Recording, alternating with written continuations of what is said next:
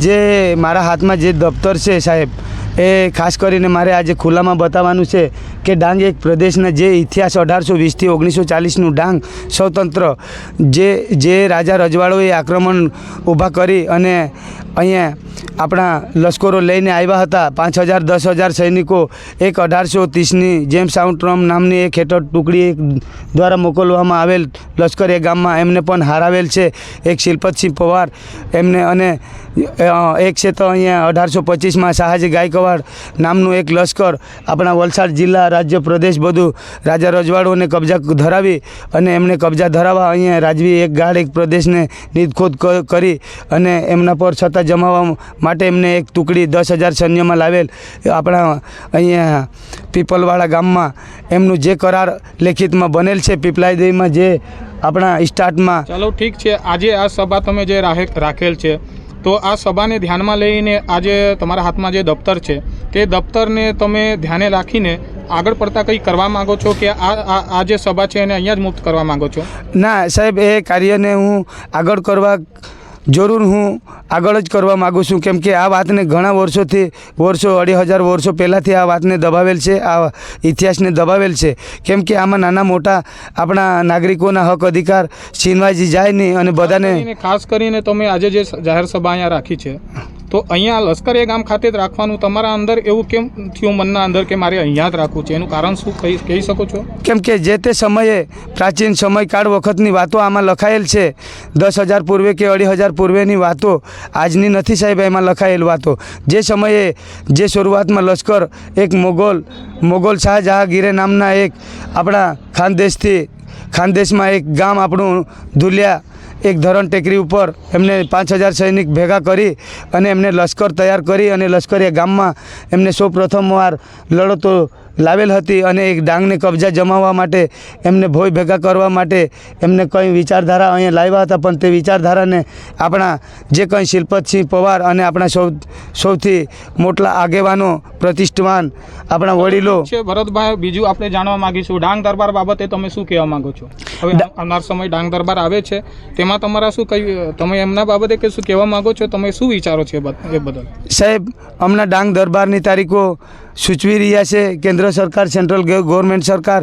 એમાં મને કોઈ આત્માને દુઃખ જ નથી, પણ જે બાબતનો હું દુઃખ જ છું એ મારે ખાસ કેન્દ્ર સરકાર અને સેન્ટ્રલ ગવર્મેન્ટ સરકારને મારે જાણ કરવાનું છે કે જે આપણા ઇતિહાસોમાં કરારોમાં જે આપણા ઠરાવો નક્કી થઈ ગયેલ છે 1842-43માં અને જે 16 વર્ષનું લીજ હતું એ પૂરું કરી દેવામાં આવે અને જે અહીંની લોકતંત્ર શાહી છે એ દરેક નાગરિકના લોક અધિકાર માટે લોકતંત્ર અનામત થઈ જવું જોઈએ. ટૂંકું થોડું બોલું છું. મારું એવું માનવું છે કે જે મેન એક શિલ્પત રાજા હોય છે, 5 રાજા આવે છે, તો શિલ્પત રાજા કયા રાજાઓના વંશમાં આવે છે? શિલ્પત રાજાની વાત એવી છે સાહેબ કે 1820થી 1940નું ડાંગ આજે સ્વતંત્ર, તો એમાં જે વંશજનું શાસન છે 1216થી તો 13-12નું પરિવર્તનનું ઇતિહાસ એમાં એક વાક્યમાં એક પેરેગ્રાફમાં લખાઈ ગયો છે સાહેબ. અને હોડગોસ મુંબઈ સરકાર પ્રેસિડેન્સ દ્વારા આ લેખને લખાયેલો હતો અંગ્રેજીમાં અને એ અંગ્રેજીમાં લખાયેલ ઇતિહાસને જે કાંતિલાલ મેરાએ આપણા દિલ્હીના એ દફતરમાં ઉલ્લેખ એમને પણ કરેલ છે અને દિલ્હીમાં એમને રાખેલ છે. જે બદલ કે શિલ્પતસિંહ એક આદિ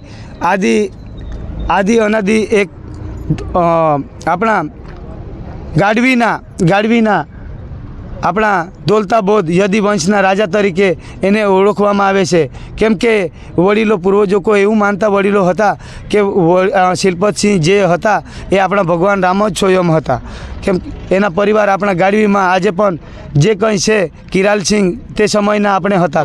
હવે આ કરારો તમે સભા રાખી છે એ સભાને આગળ પડતા તમે વધારવા માંગો છો કે અહીંયા તમે આ સભાને અહીંયા જ તમે સભાને સંપૂર્ણ રીતે પતાવશો કે પછી આ દફતરના આધારે તમારા જે પ્રમુખ માગણી મુદ્દાઓ છે એ તમે કલેક્ટર સાહેબને આપશો અને આપશો તો ક્યારે આપશો?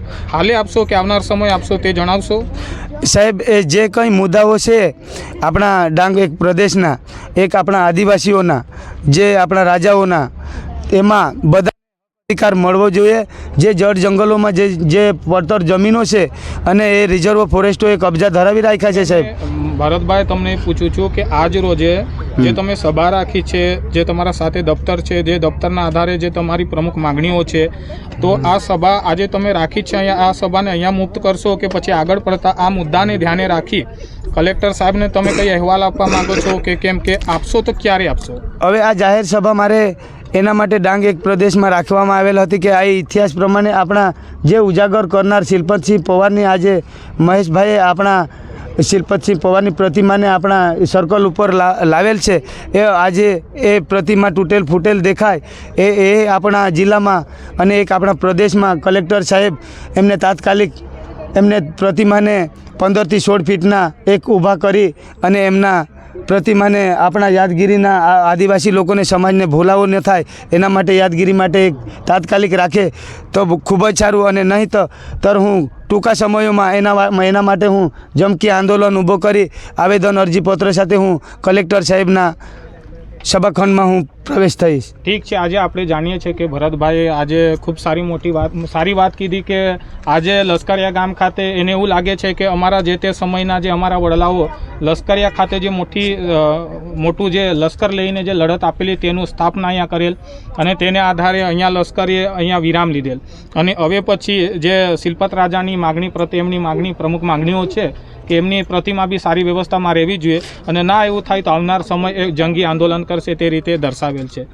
તો આપકા ભારત લાઈવ ન્યૂઝ તરફથી સૌનો આભાર. અહીંયા સૌ ભેગા રહીને ભરતભાઈની વાતોને સાંભળી.